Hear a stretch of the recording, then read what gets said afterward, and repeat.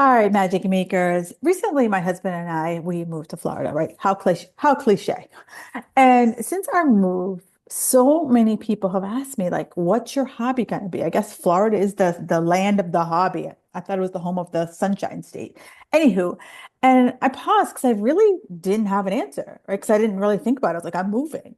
And my type A ass felt like I should have an answer, you know? So we moved to Florida. My husband retired, so clearly I should have a hobby already and the matching outfit and a standing Tuesday reservation. But I didn't. And for years, my hobby was working out.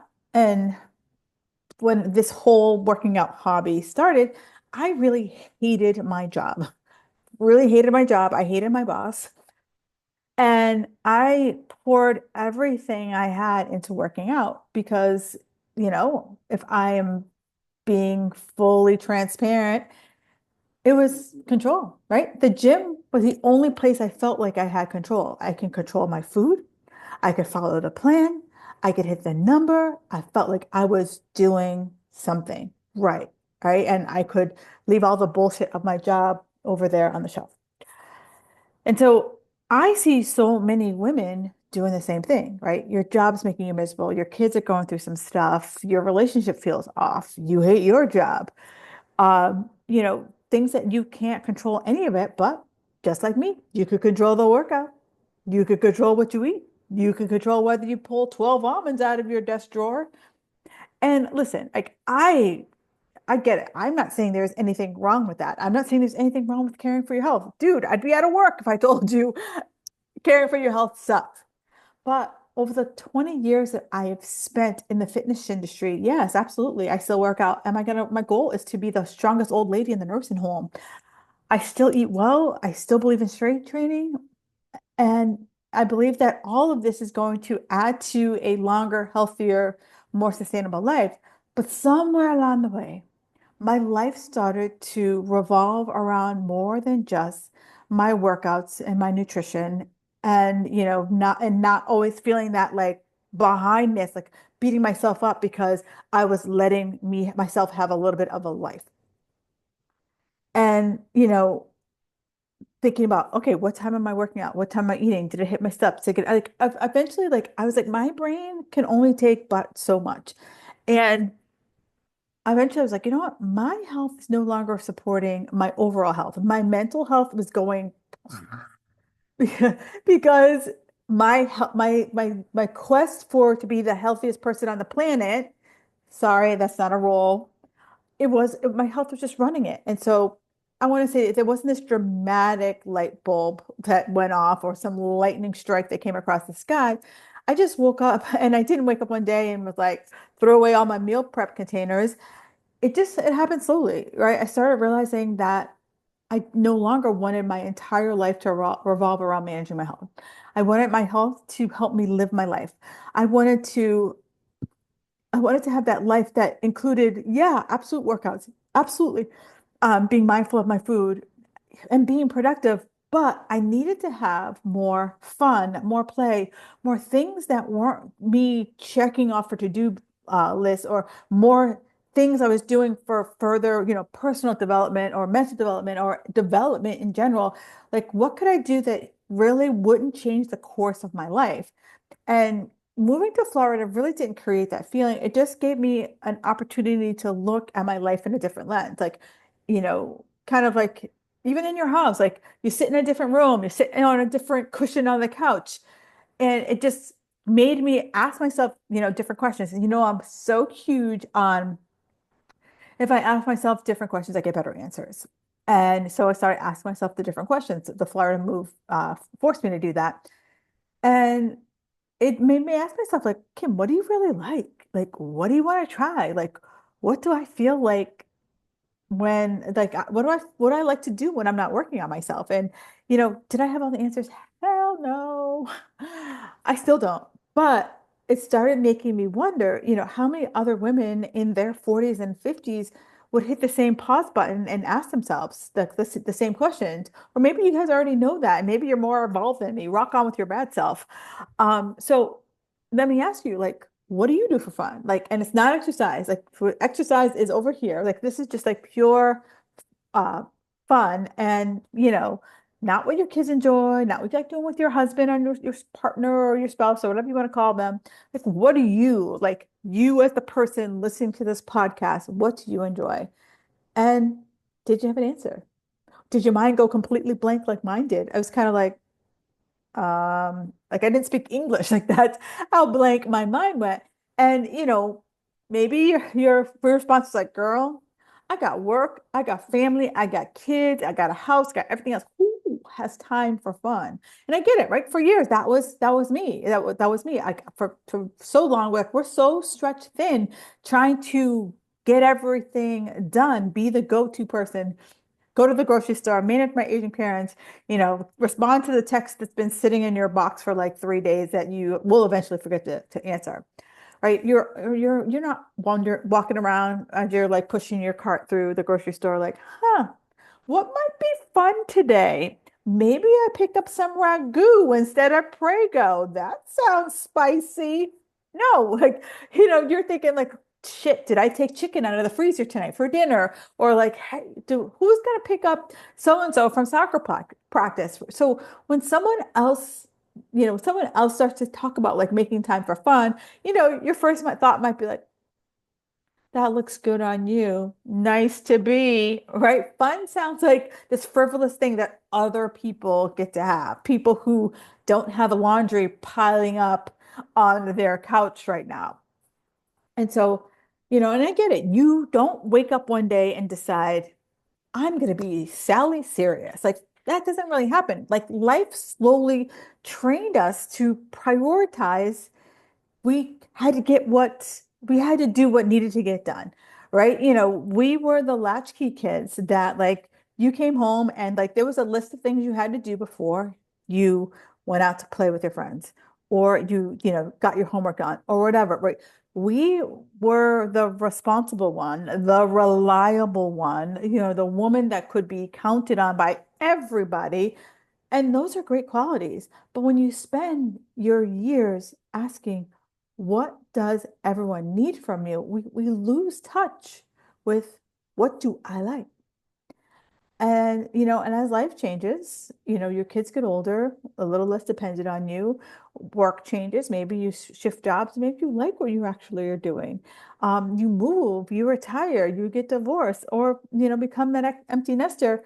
And then maybe, nothing dramatic happens. You just look around one time and you're like, you know what? Is this all? Is this my life? And you finally like ask yourself, you know what? I do. I want to make room for me. I want to make room for fun in my life. And you don't automatically know what that is. So someone says to you, go do something fun today. And you're like,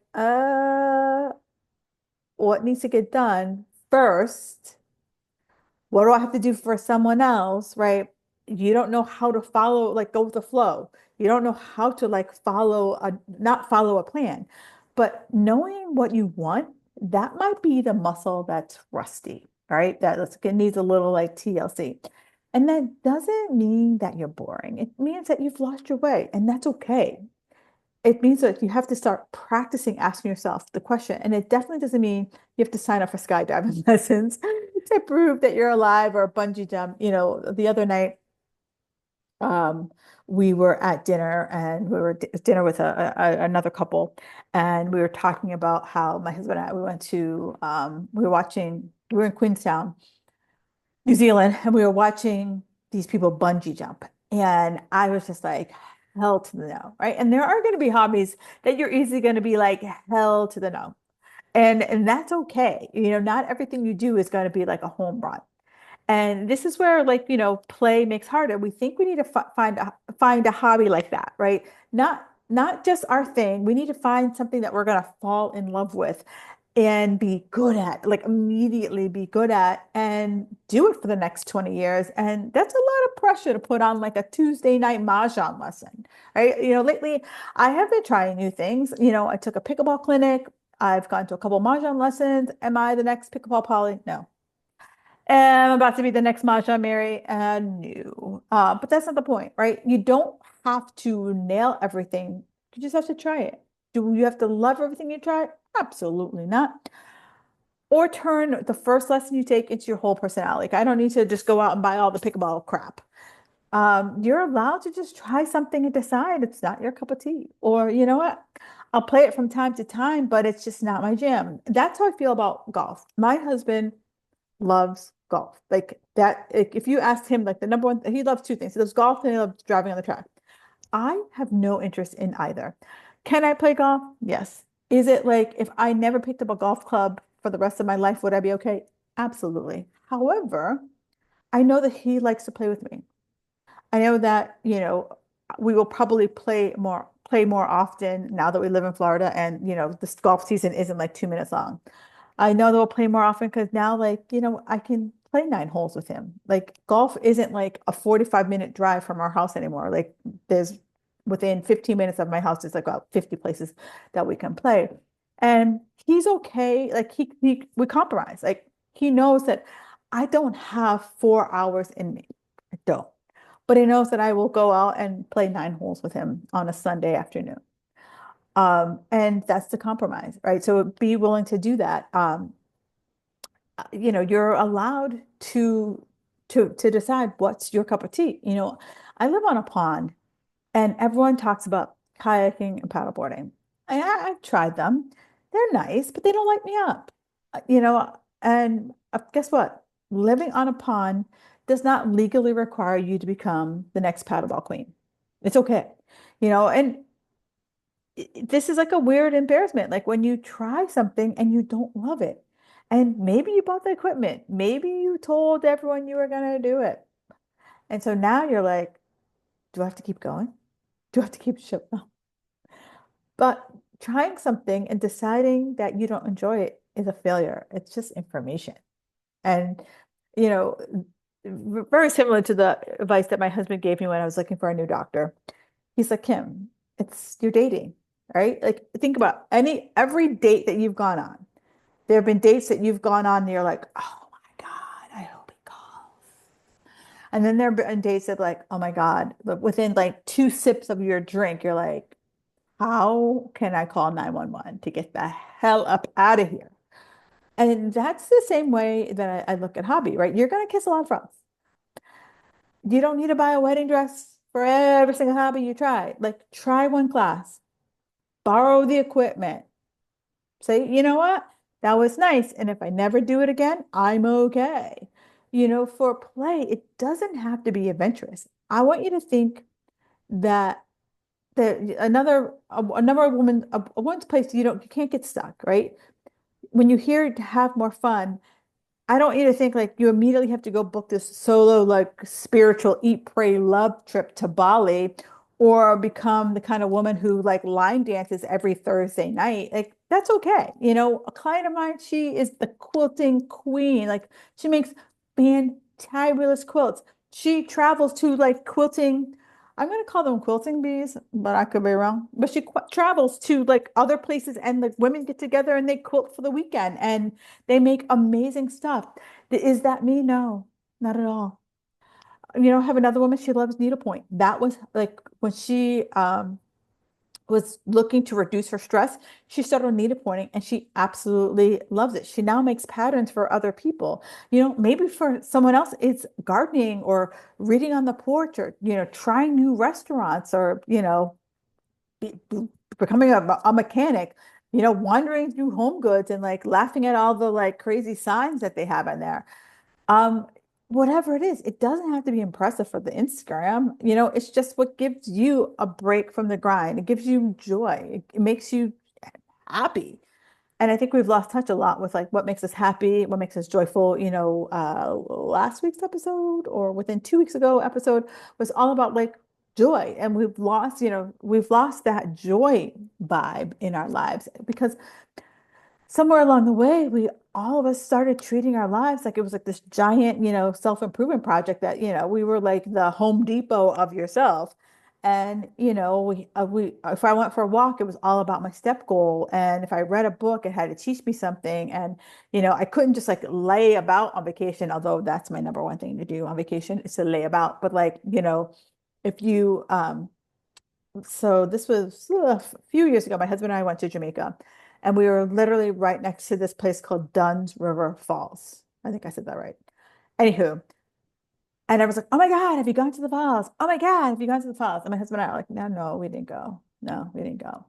When my husband and I are on vacation, our number one thing is like we don't want to overschedule ourselves. Like number one, we don't want to overschedule. So, but like we always ask ourselves the question, like the number one question is beach or pool. That's the number one place that we want to be. And then if it's like in an area that has stuff for us to see, 9 times out of 10, we have like we make it like we have a day of like I'm gonna call it adventure, like a day that we go off to see something.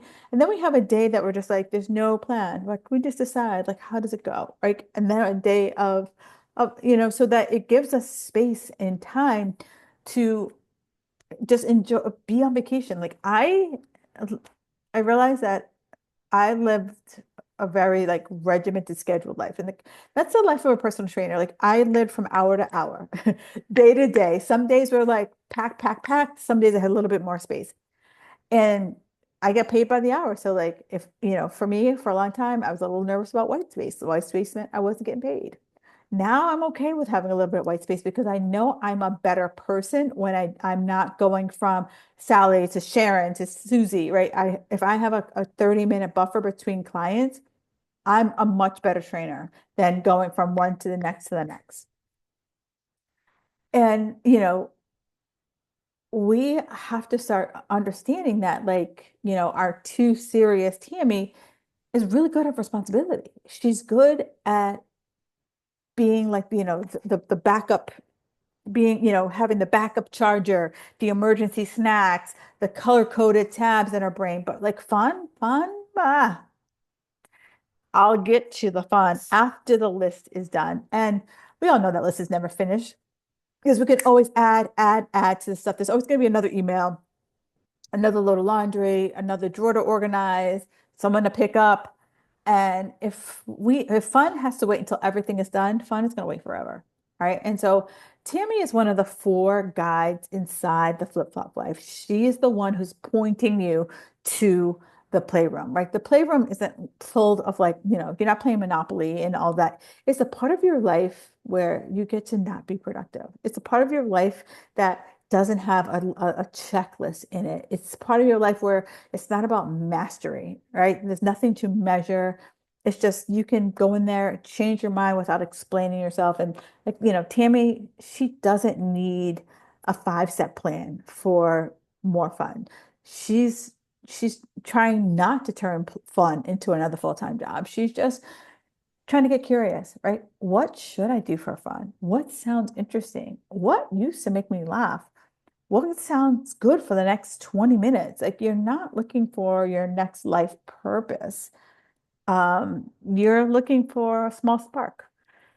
And ask yourself, like, if you still don't know, that's okay. Like being in the squishy middle is okay. But just start to notice, like, when do you laugh? What are you doing that you lose track of time? When someone says, that looks like fun, and are you like, yeah, that does. I should do that. Or are you like, not for me? Like the bungee jumping, not for me. Jumping out of a plane, not for me. Rock on with your bad self if that brings you joy. And so this week, I want to give you a little bit of an experiment, right? Pick one thing that sounds fun and let it be enough. And, listen to music that you used to like, text a friend that makes you laugh, read a trashy novel, you know, and this is a 7-day challenge, right? This is like, hey, like just kind of track, like, yeah, I think I do like that. Or maybe, yeah, I know I don't like that.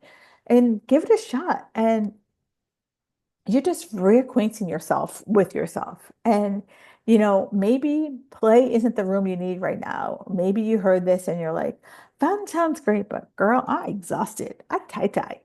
Then maybe you need to visit the exhale room, or maybe you've just been around people that you're like just missing connection and you need to spend time in the gathering room, or maybe your someday list is longer than a CVS receipt, and that's when you might need to visit the possibility room, or maybe what what you do for fun is kind of still staring at you, and then you do need Tammy.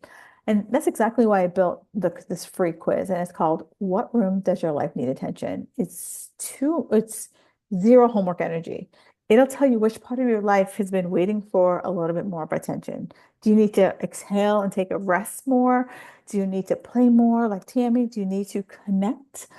Do you need to just like look at like how many times you've said someday I'm going to get to that and actually take some action? So if that sounds interesting to you, the link is in the show notes because I know firsthand that no one here listening to this show needs another plan.